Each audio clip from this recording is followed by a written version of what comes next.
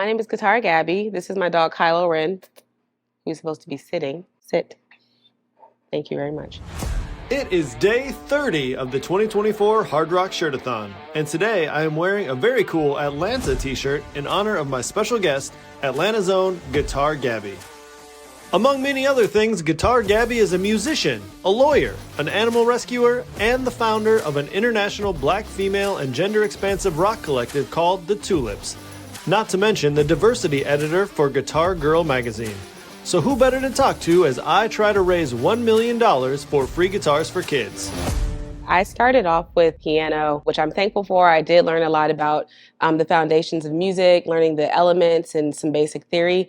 But then after that, I told my mom I need something different. So we went up to Galaxy Music. Well, that's what it was back in the day. And bought my first guitar and I taught myself how to play. And yeah, and here we are today. The first song I learned how to play was probably Teen Spirit, like everybody. It was easy. It was, I don't mean simple in like a bad way, but like simplicity in less is more.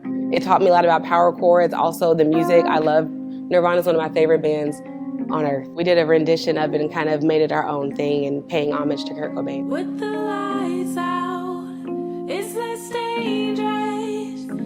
Here we are now, entertain us. In terms of just like general music influences, definitely a lot of grunge. I love Alice in Chains, I love Nirvana, I love Pearl Jam, Soundgarden. Generally when it comes to just like the composition of music, I love Tchaikovsky. I also love listening to Jimmy Smith, Sister Rosetta Tharpe. I love listening to a lot of Orianthi. Steve Vai is one of my favorite guitarists actually, fun fact. Jimi Hendrix, Lenny Kravitz, Ella Fitzgerald. I literally love everything. Do you have one favorite if you had to pick a favorite? Ooh, I would say the Foo Fighters actually.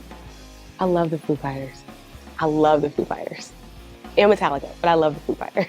Tell me a little bit more about your bands. The goal with Txlips is just to continue empowering people. The thing that makes us cool is that because we have over 35 musicians around the world, all black, female, and gender expansive folks, we are able to show people, especially kids working with youth of color, that, you know, there are so many different career paths, different approaches to music, but I feel like that requires perspective. And so through Txlips, we're able to showcase different perspectives of different members in the band, different industries that they work in, inside of music, outside of music, and then kind of just helping people learn the business and how to make those things, you know, careers and built off a passion for them too.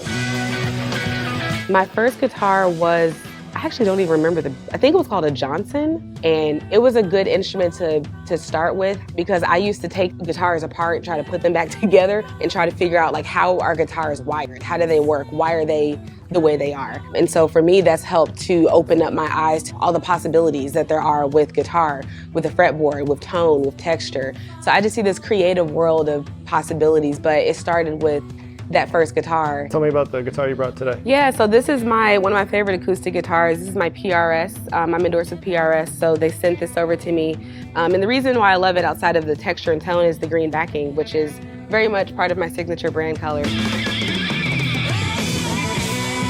In your opinion, why should people support free guitars for kids?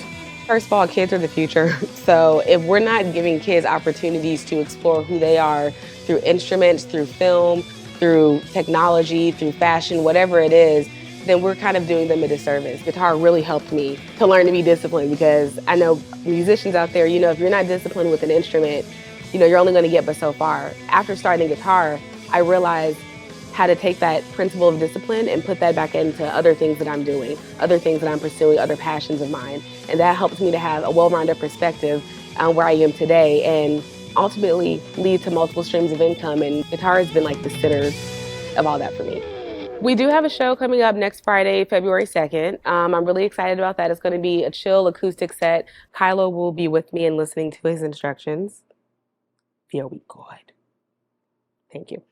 And then what else? I'm actually working on my third studio album right now. Oh, and the last thing I wanted to mention is just prompting people to think about how sustainability ties into the entertainment industry. We are at a point in our world where we have to do something different. So I've been really interested in finding what is that connecting piece between my career in conservation and entertainment. What does that look like in the real world? And how can guitar manufacturing companies in particular, using a lot of wood, how can we build more sustainably? So I do have a piece coming out with Guitar World magazine in February as well. So yeah, that's about it.